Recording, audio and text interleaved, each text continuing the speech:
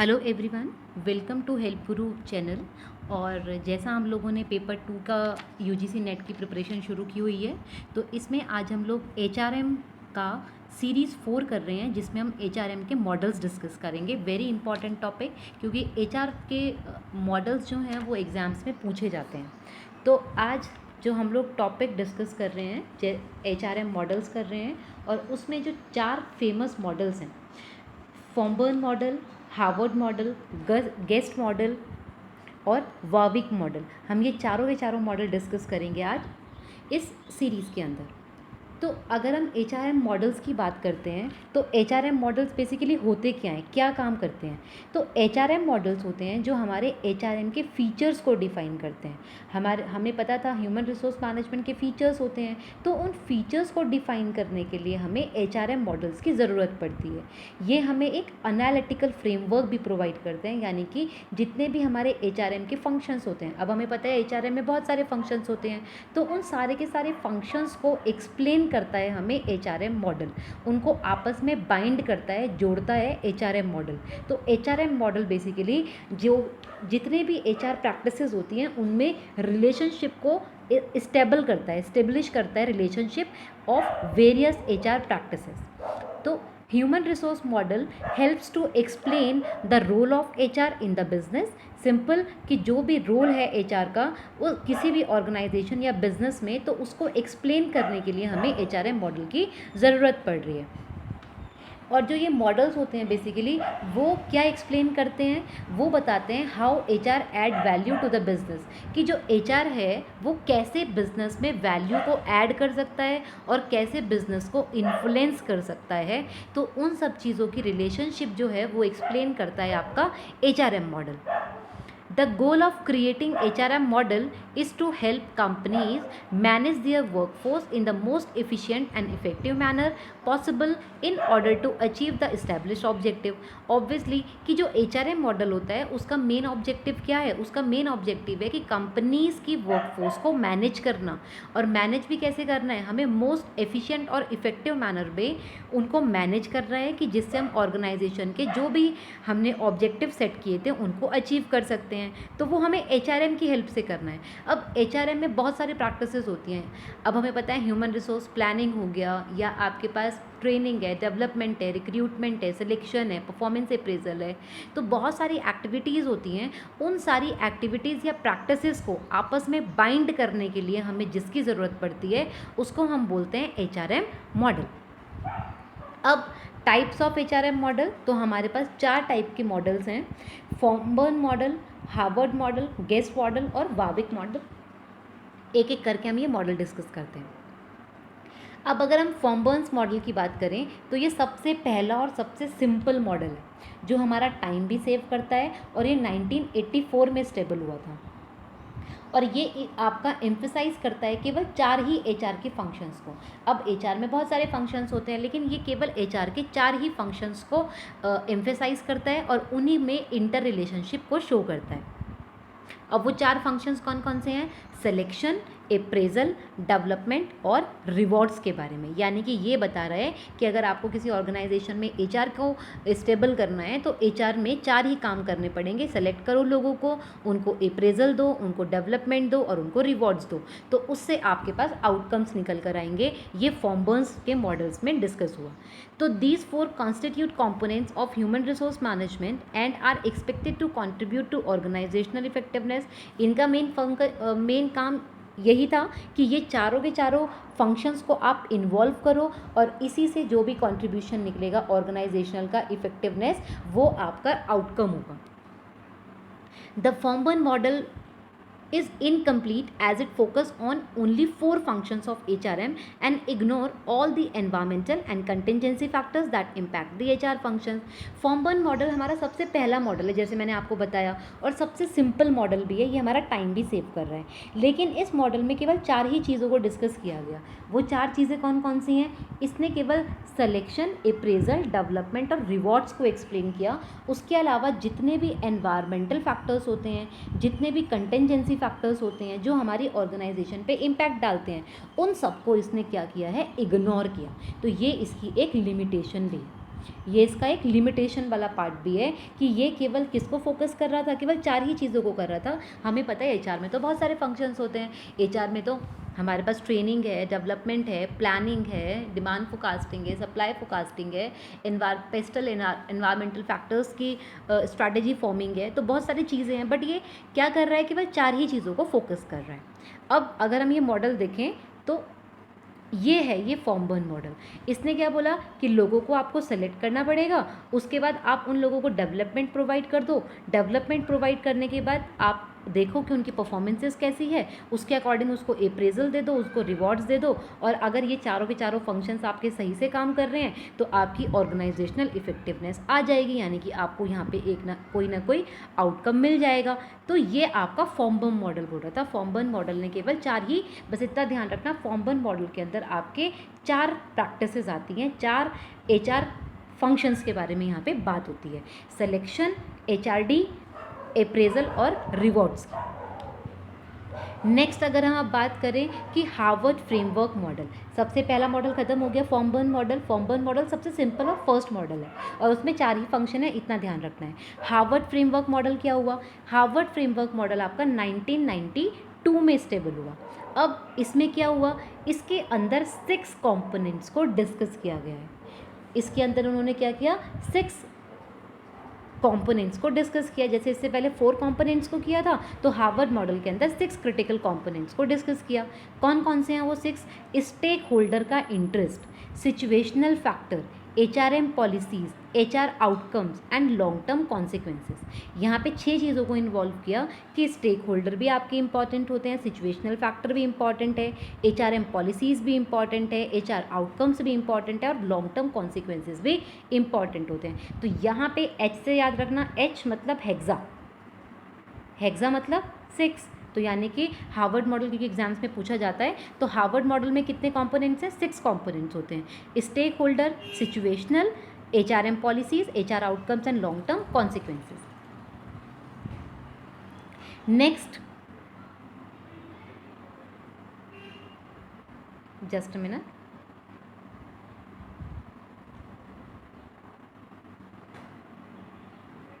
Next बात करते हैं। तो हार्वर्ड मॉडल यूज़ करता है बेसिकली आपके मॉडर्न टेक्निक्स को और नई नई स्ट्रैटेजीज़ के फंक्शंस को फॉलो करता है। बट इसमें भी लिमिटेशन आ गया। इसका क्या लिमिटेशन आ गया? इसने हार्ड एचआरएम को इग्नोर किया। ये बेसिकली फोकस कर रहा था आपके सॉफ्ट एचआरएम को, हार्ड एचआरएम को इन्होंने क्या किया, इन्होंने इग्नोर किया। और जबकि हमें पता है कि जो हार्ड एचआरएम होता है वो हमारे बिजनेस को बहुत ज़्यादा एम्फेसाइज करता है। तो हार्ड एचआरएम को इन्होंने इग्नोर किया फुल्ली और उन्होंने केवल सॉफ्ट एचआरएम को ही फोकस किया। तो ये इनका एक लिमिटेशन रहा। बट इतना ध्यान रखना, हेक्सा मतलब 6 कंपोनेंट्स को इन्वॉल्व करा और हार्ड एचआरएम को इन्होंने इग्नोर किया। अब ये मॉडल कैसे काम करता है देखते हैं। हार्वर्ड मॉडल ऑफ एचआरएम ये रहा। अब देखिए आपको क्या क्या पता है, स्टेक होल्डर इंटरेस्ट क्या होता है। अब हमें पता है कि ऑर्गेनाइजेशन में कुछ ना कुछ पार्टीज़ होती हैं, है ना।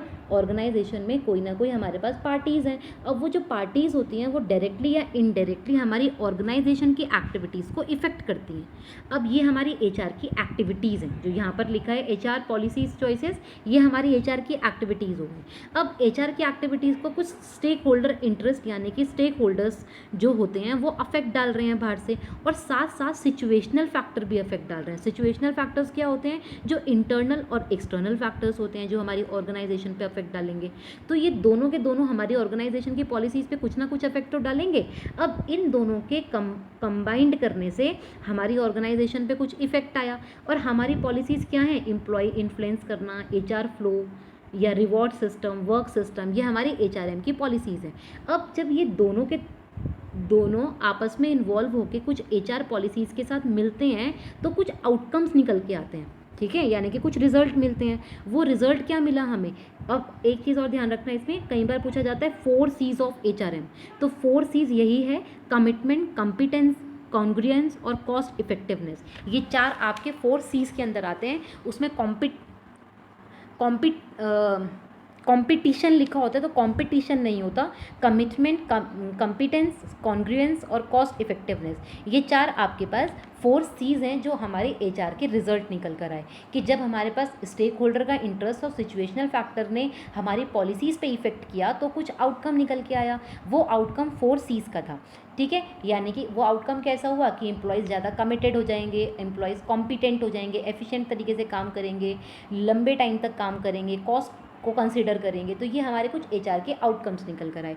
अब इन्हीं आउटकम से हमारे लॉन्ग टर्म कॉन्सिक्वेंसेज भी बनते हैं। लॉन्ग टर्म कॉन्सिक्वेंसेज यानी कि लॉन्ग टर्म रिलेशनशिप डेवलप हो जाएगी, इंडिविजुअल वेलबींग, ऑर्गेनाइजेशन की इफेक्टिवनेस, सोसाइटिकल वेलबींग। तो ये हमारे लंबे टाइम तक जो एक रिलेशनशिप बिल्डअप करते हैं वो ये चीज़ें करती हैं। तो हार्वर्ड मॉडल ने बोला कि जब स्टेक होल्डर का इंटरेस्ट और सिचुएशनल फैक्टर आपस में मिक्स हो जाते हैं, HRM पॉलिसीज़ को अफेक्ट करते हैं, तो कुछ HR आउटकम्स निकल के आएंगे और यही HR आउटकम्स हमारे लॉन्ग टर्म कॉन्सिक्वेंसेस को अफेक्ट डेवलप करते हैं।